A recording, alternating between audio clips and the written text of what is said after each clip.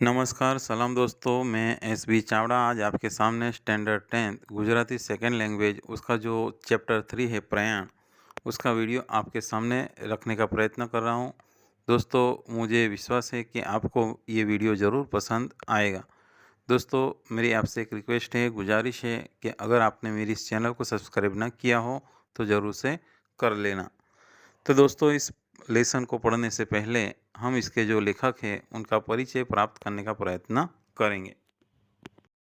प्रयाण, જેના લેખકનું નામ છે રમણભાઈ નીલકંઠ, તેઓનો જન્મ તારીખ 13/3/1868 અને અવસાન તારીખ 6/3/1928 થયો હતો.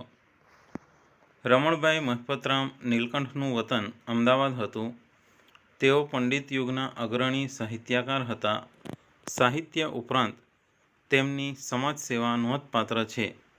તેમણે ભદ્રંભદ્ર જેવી હાસ્યરસની વિખ્યાત નવલકથા તથા રાયનો પર્વત જેવું શિષ્ટ નાટક લખ્યું છે. કવિતા અને સાહિત્ય ભાગ 1 થી 4માં વિવેચનો વ્યાખ્યાનો સંગ્રહાયા છે. ધર્મ અને સમાજ નામના 2 ભાગમાં તત્વચર્ચાને લગતા વ્યાખ્યાનો ग्रंथस्थ છે. यानी रमण भाई जो नीलकंठ है, उनका जो वतन है, उनका जन्म स्थान वो अहमदाबाद है और वो पंडित युग के सबसे आगे बढ़कर आने वाले साहित्यकार हैं. उन्होंने साहित्य के अलावा समाज सेवा भी करी है और उन्होंने भद्रंभद्र जैसी हास्यरस की एक फेमस नवलकथा उन्होंने लिखी हुई है. राय का पर्वत जैसे एक नाटक भी उन्होंने लिखा है. कविता और साहित्य भाग 1 से 4 के अंदर उनके सारे विवेचन और उनके व्याख्यान संग्रहित है. इसके अलावा उन्होंने धर्म और समाज के नाम से 2 भागों में तत्व चर्चा के ऊपर उन्होंने जो व्याख्यान है वो व्याख्यान ग्रंथस्थ है, यानी उसमें समाये हुए हैं. आ खंड गुजरातीनी प्रसिद्ध हास्य नवलकथा भद्रंभद्रमांथी लेवामां आव्यो छे. भद्रंभद्र अने तेमना शिष्य अंबाराમને मुंबई जवानुं होय छे. ते घटनामांथी भद्रंभद्રની विचित्रताओं, जूनवाणी ख्यालों अने कृत्रिम संस्कृत प्रधान भाषाना प्रयोगथी हास्य निपजे छे.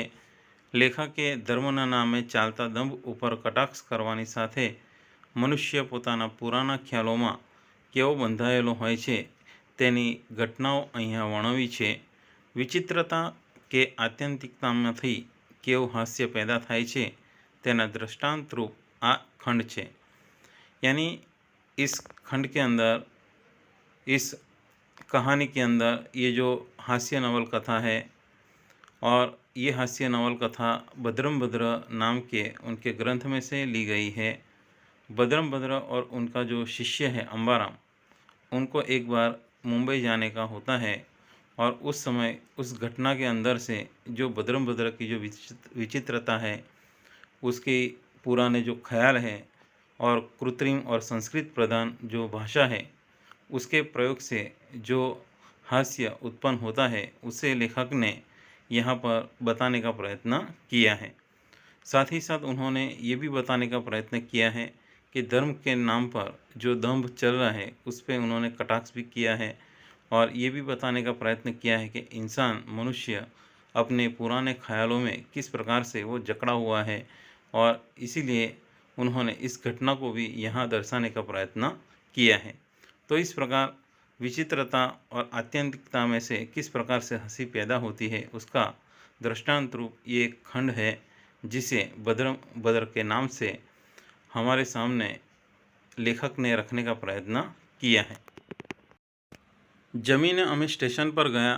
घेरथी निकलता भद्रंभद्रनो आनंद अपार हतो.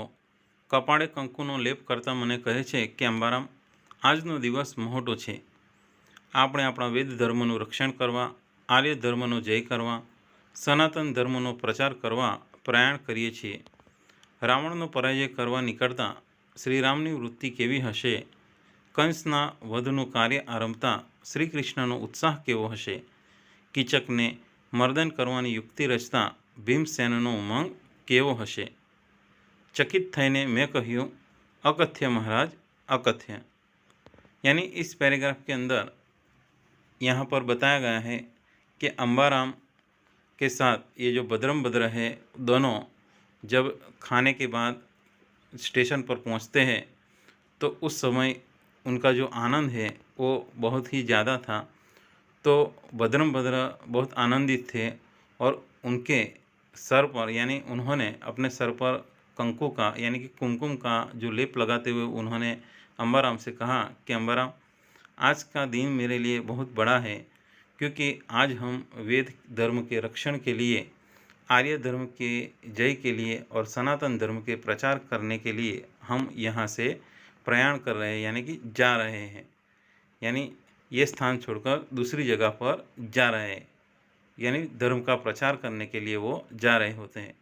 तो वो कहते हैं कि आज मेरा उत्साह ऐसा है कि रावण जो है उसका पराजय करने के लिए जो जब श्री राम निकले थे तो उस समय उनकी जो वृत्ति है वो कैसी थी, कंस का वध करते वक्त कृष्ण का उत्साह कैसा था, कीचक को मारने की युक्ति बनाने वाले भीमसेन का उमंग कैसा था।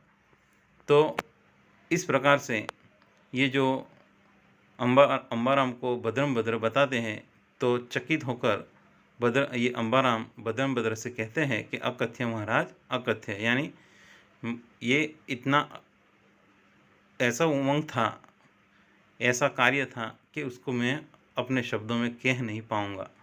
तो बदरम बद्र बोली उठ्या कि तो मारी वृत्ति पण आज अकथ्य छे, मारो उत्साह पण आज अकथ्य छे, मारो उमंग पण આજે અકથ્ય છે અને અંબારામ એમ ન સમજીશ કે આગગાડીમાં જાઉં છું તેથી જ મારી ગતિ આટલી ત્વરિત છે, મારો પોતાનો વેગ તને વિદિત છે।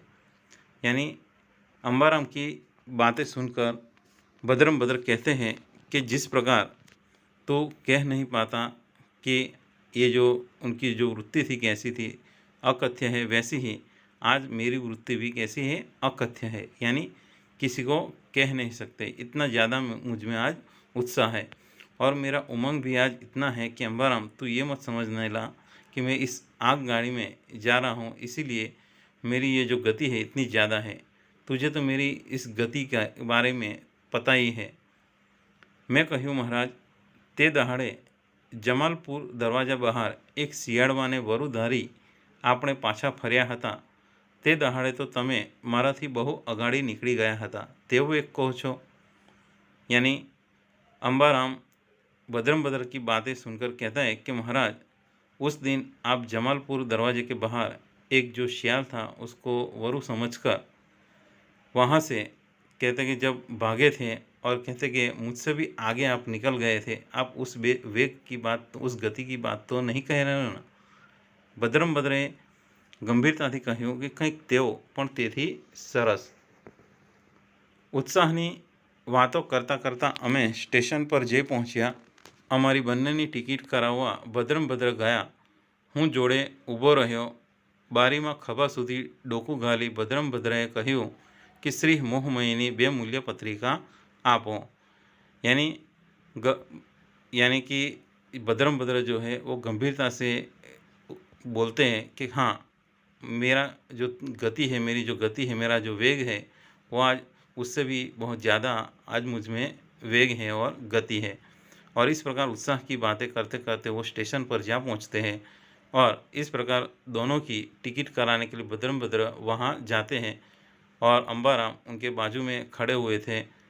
बदरम बद्र ने अपना पूरा जो सर है वो खिड़की के अंदर उस जहाँ पर टिकट मिलती है उस खिड़की में उन्होंने डाल दिया और उन्होंने कहा संस्कृत भाषा में कि मुझे 2 मोहमयी की 2 मूल्य पत्रिका दीजिए, यानी मुंबई की मुझे 2 टिकट दीजिए। ટિકિટ માસ્તર પારસી હતો, તેણે કહ્યું કે શું બકેજ, અહીં તો ટિકિટ ઓફિસ છે। બદરમ બદ્રએ ઉત્તર દીધો કે યમન, તેથી હું અજ્ઞ નથી, મારે મોહમયીની 2 મૂલ્ય પત્રિકાની આવશ્યકતા છે, તેનું વિતરણ કરવું એ તવ કર્તવ્ય છે। ટિકિટ ઓફિસમાં એક હિન્દુ હતો, તેણે કહ્યું કે સોરાબજી, એને ગ્રાન્ટ રોડની 2 ટિકિટ આપો। ટિકિટ આપતા સોરાબજી બોલ્યા કે સાલો કંઈ મેદ થયેલો છે, હું તો સમજતો જ નહીં કે એ શું બકેજ। ભદ્રંભદ્ર હવે કોપ સમાવી શક્યા નહીં. તેણે મહોટે નાદે કહ્યું, દુષ્ટ યવન, તારી ભ્રષ્ટ વાસનાને લીધે તું અજ્ઞાન રહ્યો છે, મૂર્ખ. આગાડી બોલવાને બદલે ભદ્રંભદ્રએ એકાએક ડોકું બહાર ખેંચી લીધું. ધબકારો થયો હતો અને બહાર આવી નાક પંપાડતા હતા. તે પરથી મેં ધાર્યું કે પારસીએ મુક્કો માર્યો હશે, પણ મને તો એટલું જ કહ્યું કે દુષ્ટ યવનનો સ્પર્શ થયો છે, માટે મારે સ્નાન કરી લેવું પડશે.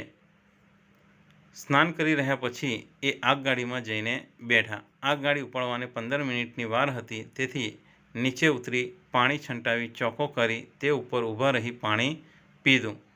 ગાડી ઉપાડવાની તૈયારી થઈ તેવામાં બે આદમી दौड़ता दौड़ता रघवाया. यानी जब भद्रंभद्र टिकट लेने के लिए मूल्य पत्रिका शब्द यूज़ करते हैं तो वो जो टिकट देने वाला जो था वो टिकट मास्टर पारसी था और उसे कुछ समझ में नहीं आया और वो कहने लगा कि भाई यहाँ तो टिकट ऑफिस है, तो क्या बक रहा है, पता नहीं चल रहा है.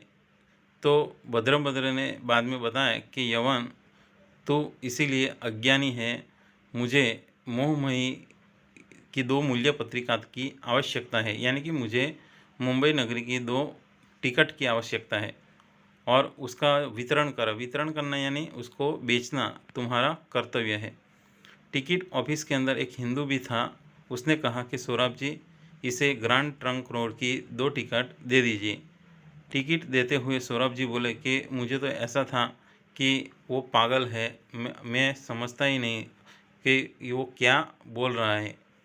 भद्रंभद्र अब अपना गुस्सा समा नहीं पाए और उन्होंने बड़े ज़ोर से कहा कि दुष्ट यवन, तुम्हारी इस भ्रष्ट वासना के लिए ही तुम अज्ञानी रहे हो, मूर्ख. और आगे बोलने के बदले भद्रंभद्र ने अचानक अपनी जो ये मुंडी है, अपना जो सर है, वो बाहर खींच लिया. यानी ज़ोर से आवाज़ आई थी और अपना सर बाहर निकालकर अपनी जो नाक है वो उस पर हाथ फिरा रहे थे, घुमा रहे थे. और उस पर से अंबाराम को लगा कि पारसी ने ज़ोर से उसके नाक पर एक मुक्की यानी कि एक मुक्का लगा दिया होगा, मारा होगा.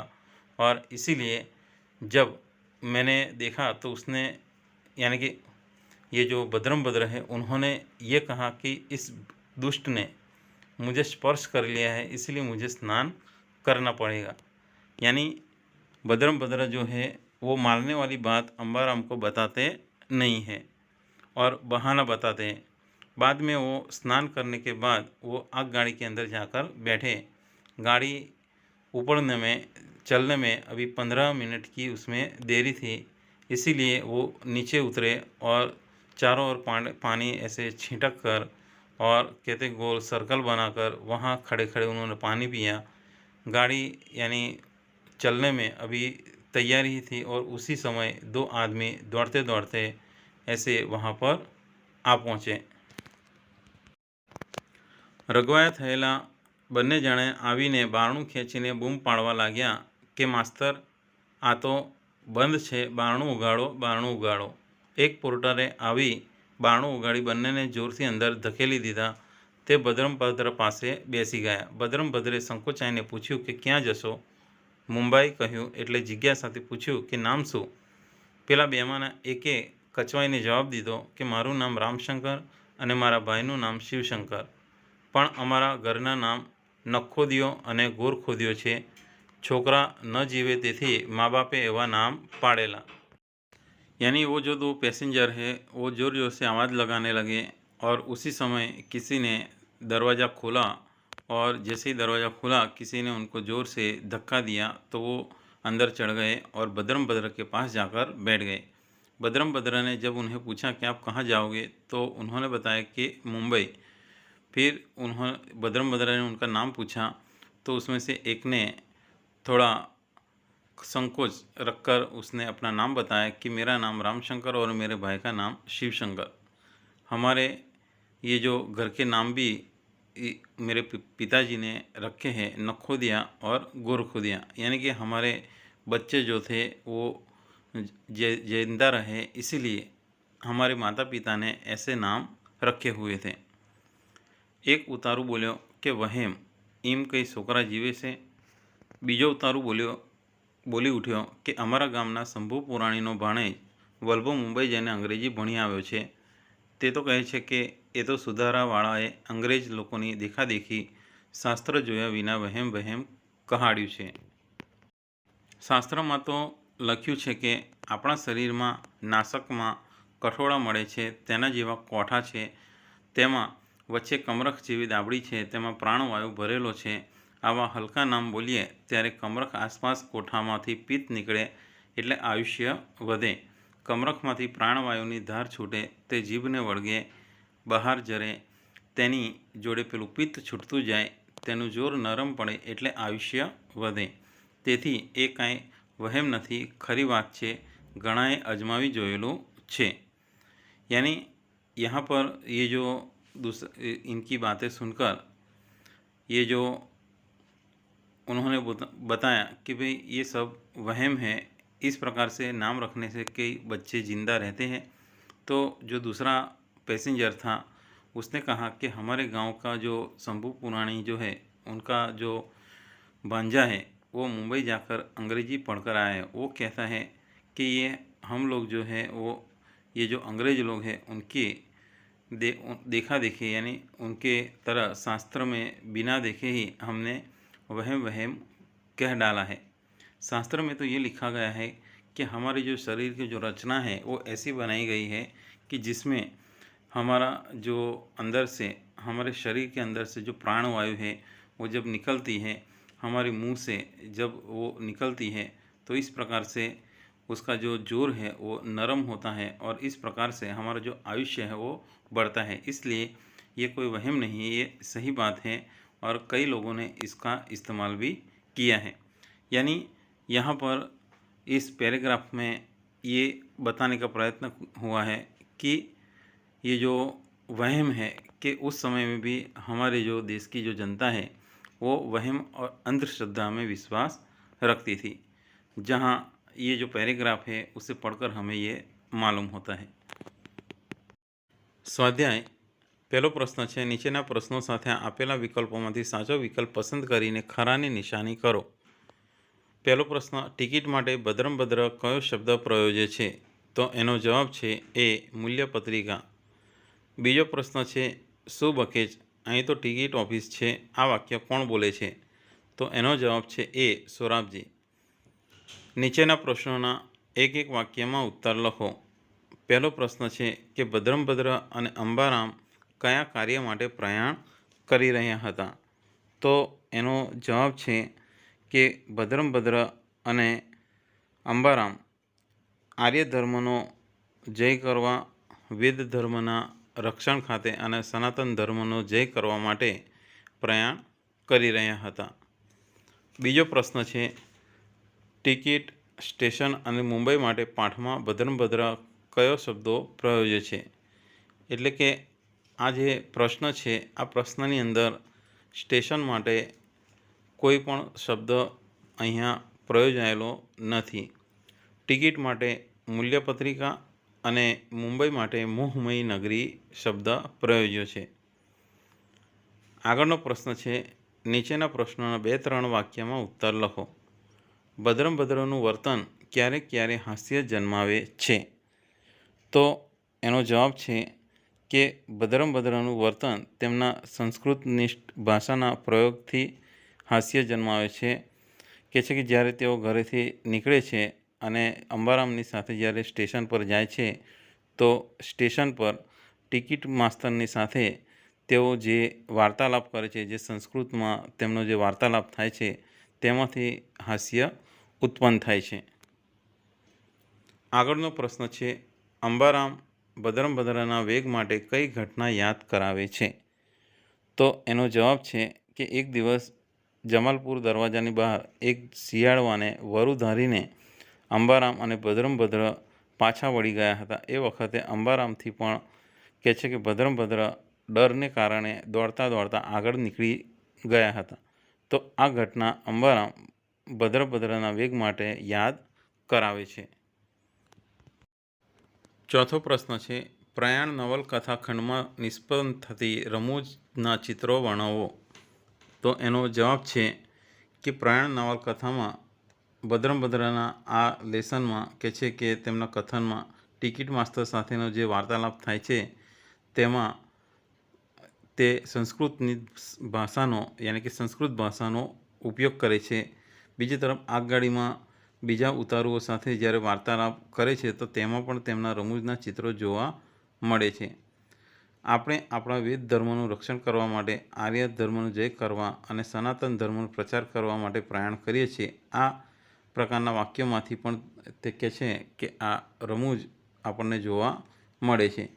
તો રેલવે સ્ટેશને ટિકિટ જ્યારે લેવા માટે જાય છે તો એ સમયે ટિકિટ માસ્તરને તેઓ જ્યારે કહે છે કે ભાઈ મને 2 મોહમયની નગરીની 2 મૂલ્યપત્રિકા આપો, તે એ સમયે કહે છે કે આ સંસ્કૃતની જે ભાષાનો તેઓ પ્રયોગ કરે છે તે સમયે પણ હાસ્ય નીપજે છે। 2 જે પ્રવાસીઓ જે આગગાડીમાં તેમની સાથે બેસે છે અને તેઓ પોતાનો પરિચય આપે છે કે મારું નામ રામશંકર, મારા ભાઈનું નામ શિવશંકર અને અમારા ઘરના નામ નખોદિયો અને ગરખોદિયો છે। અમારા મા બાપે છોકરા ન જીવે તે માટે કહે છે કે આ નામ પાડેલા। તો આ વાક્યોમાં પણ હાસ્ય એટલે કે રમૂજ ઉત્પન્ન થાય છે। તો આ રીતના આ નવલકથાની અંદર આ જે પ્રસંગો છે તેમાં રમૂજ આપણને જોવા મળે છે। तो दोस्तों, आपको मेरा ये वीडियो ज़रूर पसंद आया होगा। दोस्तों, मेरी आपसे एक रिक्वेस्ट है कि अगर मेरी इस चैनल को अभी भी सब्सक्राइब न किया हो तो ज़रूर से कर देना। तो दोस्तों, मैं अगला वीडियो ज़रूर आपके सामने लेकर उपस्थित होऊंगा। तब तक के लिए धन्यवाद, आभार, थैंक्स।